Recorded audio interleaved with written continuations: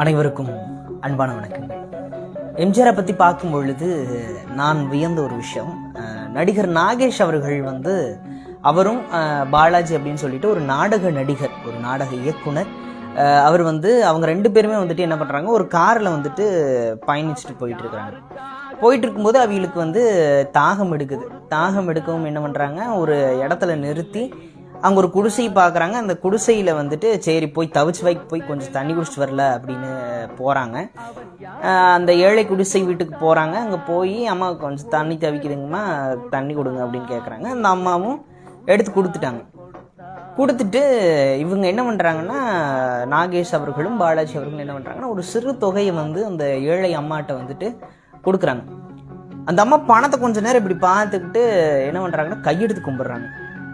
எம்ஜிஆர் ஐயா நீங்கள் வந்திருக்கிறீங்க, எனக்கு அப்படியே கையை மோடலிங்க காலு மோடலிங்க அப்படின்னு சொல்லிட்டு அந்த அம்மா ஆச்சரியத்தில் அப்படியே எம்ஜிஆர் வந்திருக்கிறாரு அப்படின்னு நினச்சிட்டு அப்படியே துள்ளி குதிச்சுட்டு இருக்கிறாங்க வானத்துக்கு பூமிக்குமே.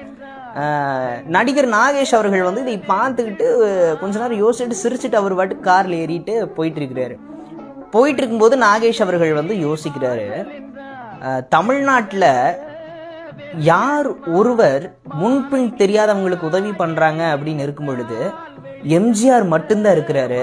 அதனாலதான் ஏழை மக்களுக்கு அவர் அவ்வளவு பாசத்தையும் நேசத்தையும் கொடுத்திருக்கிறாரு. ஏழைகளுக்கு அவ்வளவு உதவி இருக்கிறாரு.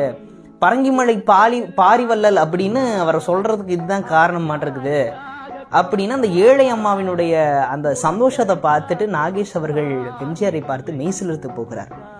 எம்ஜிஆர் என்று சொன்னால் நமக்கு அவருடைய பெயர் ஞாபகம் வரும், அல்லது அவர் ஒரு தலை சிறந்த முதலமைச்சர் அப்படின்னு நம்ம எல்லாருக்குமே ஞாபகம் வரும்.